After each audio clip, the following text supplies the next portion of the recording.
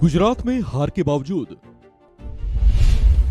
आप बनी देश की 8वीं राष्ट्रीय पार्टी। किसी पार्टी को कैसे मिलता है ये दर्जा?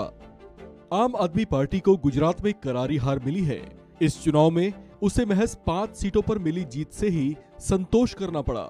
हालांकि इस हार में भी उसके लिए खुश होने की एक वजह जरूर मिल गई, क्योंकि आम आदमी पार्टी को गुजरात में इन 5 सीटों पर जीत के साथ उसे राष्ट्रीय पार्टी होने का दर्जा हासिल हो गया है।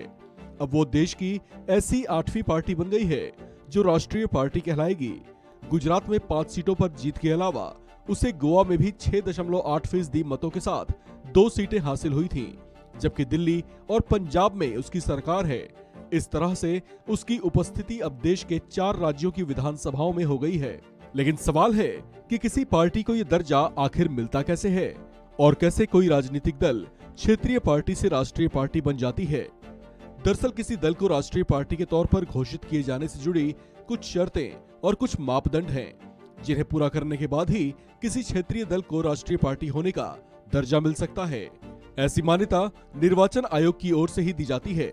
इसकी 3 प्रमुख शर्तों में से पहली शर्त यह है, अगर कोई पार्टी 3 राज्यों को मिलाकर लोकसभा की 2% सीटें जीत पाने में सफल रहती है तो उसे राष्ट्रीय पार्टी होने का दर्जा मिल सकता है।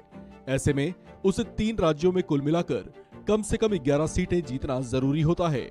ऐसे में एक बात खास है कि ये सीटें किसी एक राज्य में ना जीतकर अलग अलग कम से कम 3 राज्यों में जीती होनी चाहिए।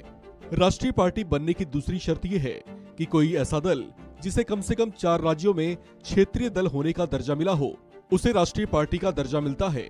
राष्ट्रीय पार्टी बनने की तीसरी शर्त यह है कि अगर कोई पार्टी 4 लोकसभा सीटों के अलावा लोकसभा या विधानसभा चुनाव में 4 राज्यों में 6% वोट हासिल करती है तो उसे राष्ट्रीय पार्टी का दर्जा मिल सकता है। इन 3 शर्तों में से किसी एक शर्त के पूरा करने पर किसी क्षेत्रीय दल को राष्ट्रीय पार्टी होने का दर्जा मिल जाता है। अब आम आदमी पार्टी को भी यह दर्जा हासिल हो गया है। सिंबल ऑर्डर 1968 के तहत अगर कोई दल राष्ट्रीय पार्टी का अपना दर्जा गंवा देता है तो उसके बाद उसके पास पूरे देश में एक ही चुनाव चिन्ह पर चुनाव लड़ने का अधिकार नहीं होता। 1968 से पहले आयोग कंडक्ट ऑफ इलेक्शन रूल्स के तहत नोटिफिकेशन और एग्जीक्यूटिव ऑर्डर जारी करता था। चुनाव आयोग के अनुसार फिलहाल 8 राष्ट्रीय दल तृणमूल कांग्रेस, बहुजन समाज पार्टी, भारतीय जनता पार्टी, भारतीय कम्युनिस्ट पार्टी, मार्क्सवादी कम्युनिस्ट पार्टी, भारतीय राष्ट्रीय कांग्रेस, राष्ट्रवादी कांग्रेस पार्टी और नेशनल पीपल्स पार्टी है। इस खबर में फिलहाल इतना ही। बाकी अपडेट्स के लिए बने रहिए वन इंडिया हिंदी के साथ।